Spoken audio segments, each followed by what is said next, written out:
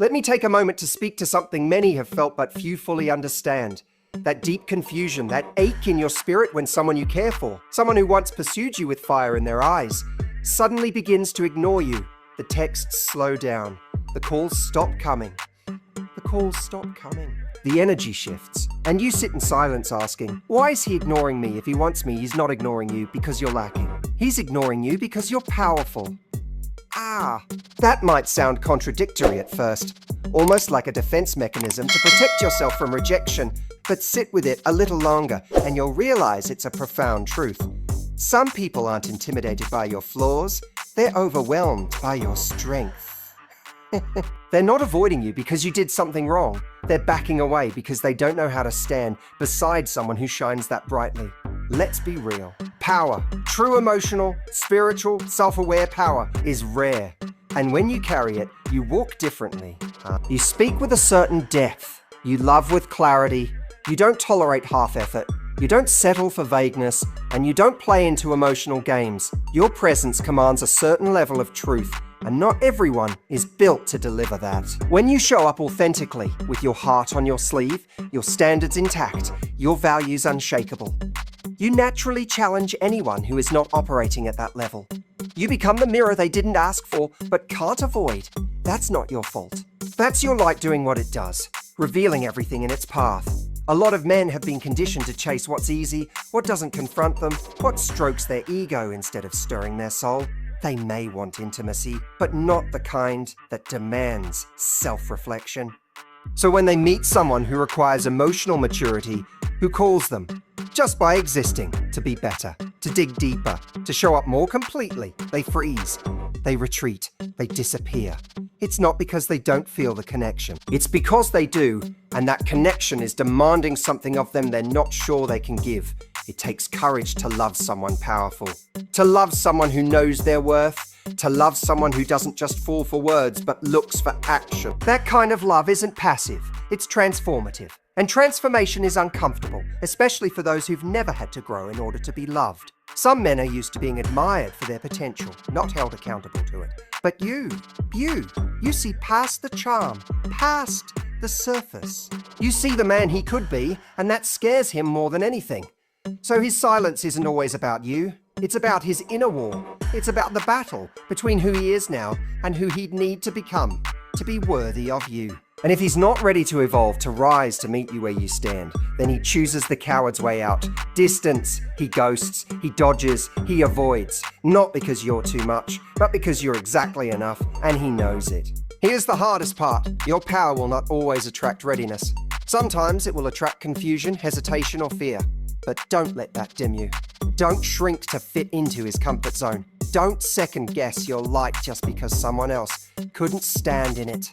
You couldn't, someone else couldn't stand it. You are not here to be smaller so someone else can feel bigger. You are not here to be quieter so someone else doesn't feel exposed. You are here to be you, fully, unapologetically, powerfully.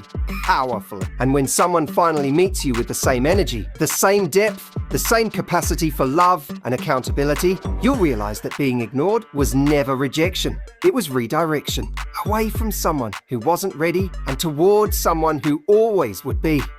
Some men mistake their attraction for readiness. They think desire means capability.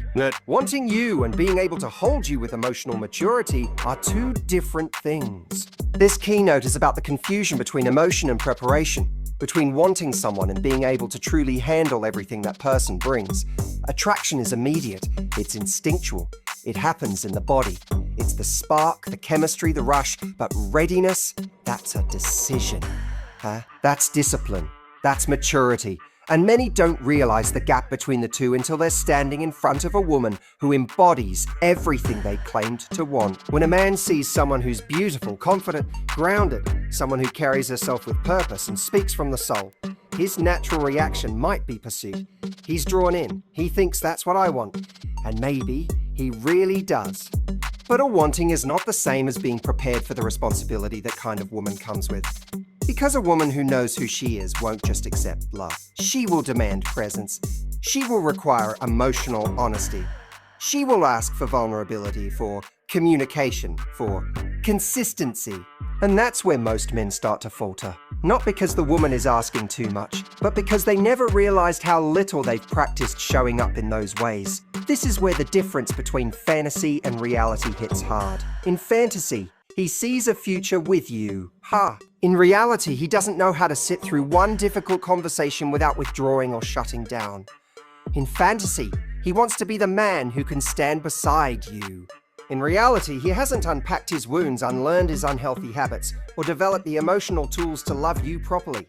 But instead of facing that disconnect, many men simply pull back. They go silent. They ghost. And then you're left confused, wondering how someone who said all the right things could vanish so quickly. It wasn't a lie. It was an illusion. One they believed too, until reality asked them to rise. This is why it's so important to separate someone's desire for you from their ability to love you. Because the former is common, but the latter is rare. You don't need to be flattered by attention if it's not backed by intention. Desire alone doesn't make someone a partner. It makes them a seeker, sometimes even a taker. But love, real love, requires a man to give of himself in ways that demand growth.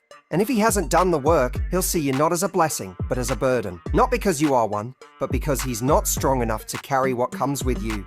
So don't internalize it when he backs off. Don't assume that his withdrawal is a reflection of your worth. It's not. It's a reflection of his capacity. And if he mistook his desire for readiness, that's his journey to confront, not yours to fix. Your job isn't to make him capable. Your job is to stay true to your standards, your value, and your path. Because the right man will not just want you, he'll be ready for you. He'll show it in how he listens, how he stays, how he grows. Not just in what he says in the heat of passion, but in how he acts when the real work of love begins. Sometimes a man disappears not because he doesn't feel, but because he feels too much, and he doesn't know how to express it without unraveling. This keynote touches on one of the most misunderstood aspects of emotional disconnection.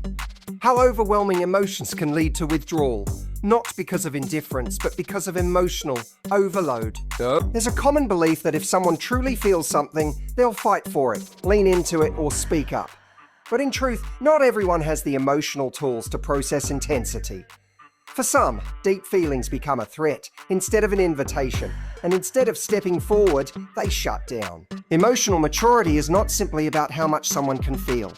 It's about how well they can navigate those feelings. Many men have been raised in environments where emotions were seen as weaknesses.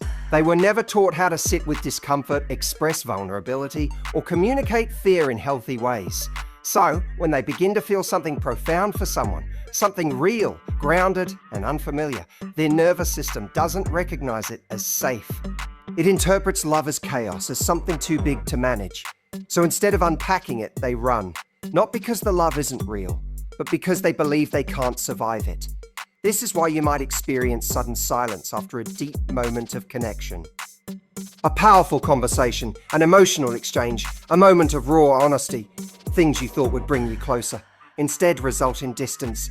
It doesn't make sense on the surface, but underneath, he's unraveling. He's questioning if he's enough, if he can sustain this kind of connection.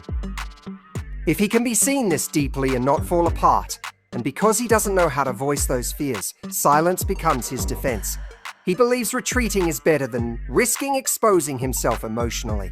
You might be tempted to take this personally. To assume you were too intense, too open, too emotional,